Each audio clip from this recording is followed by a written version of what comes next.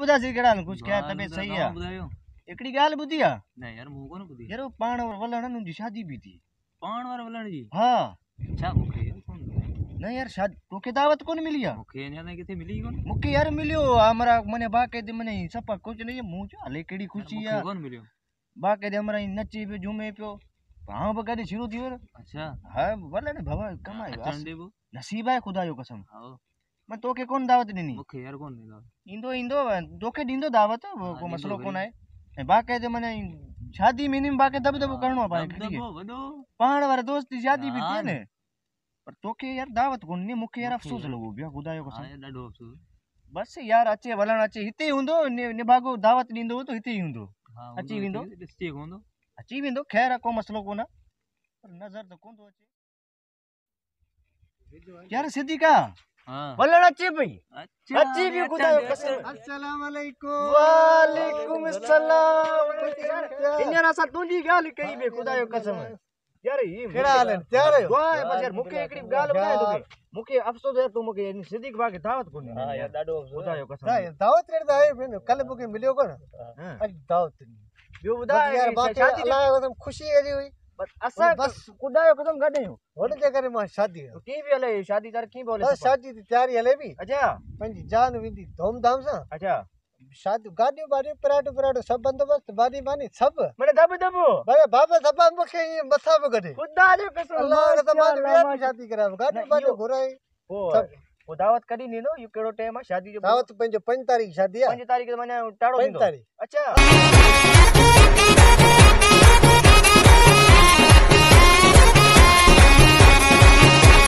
न यार शादी में अचणो आहे शादी में शादी में वॾो घणो यार थोरो हिकिड़ो मिंट असीं यार मां शादी आहे अलाह जो झुमरियो हिकिड़ो मिंट असीं थोरो माने हां जज़्बो झुमरी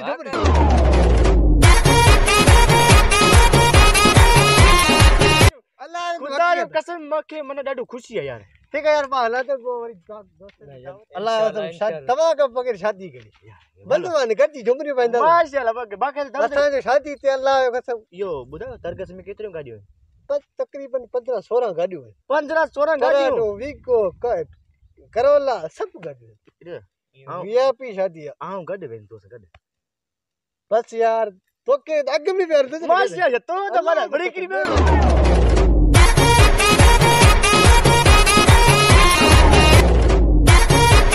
गल बता जी इन मारे है ना बापे अल्लाह सफा कमाल करे बाप यार तो हकीकत में सफा एडो कंजूस माखे या उम्मीद न हुई तो माजी शादी करे हाणे खुदा हाणे पर अल्लाह कसम बाप ये खुश खबरी पुते मां अल्लाह सफा चरियो दी हाणे मारे बाबे की अल्लाह जो कसम खुदा जो कसम हां बुखे वारी चे तो पराठो गाडियो हुंदियो जान में तुनी तरकस पराठो बोलण तुन्यो त नसीब आ खुदा जो कसम हाई लेवल जो हुंदियो कमार पे सफा की एड़ी है बस गाल छदे मां त बस उन जी तस्वीर थी सफा चरियो थी अल्लाह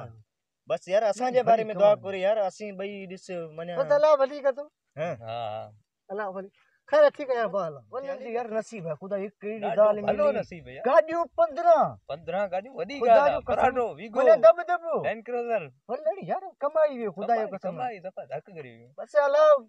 पंहिंजे पे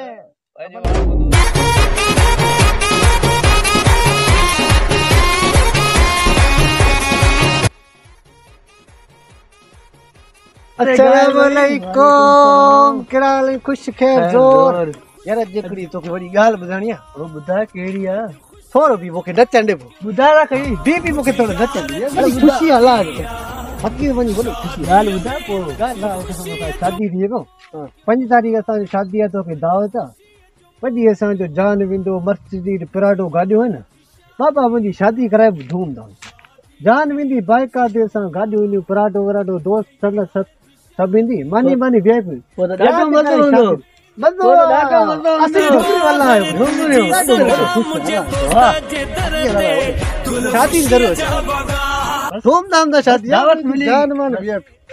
ठीक है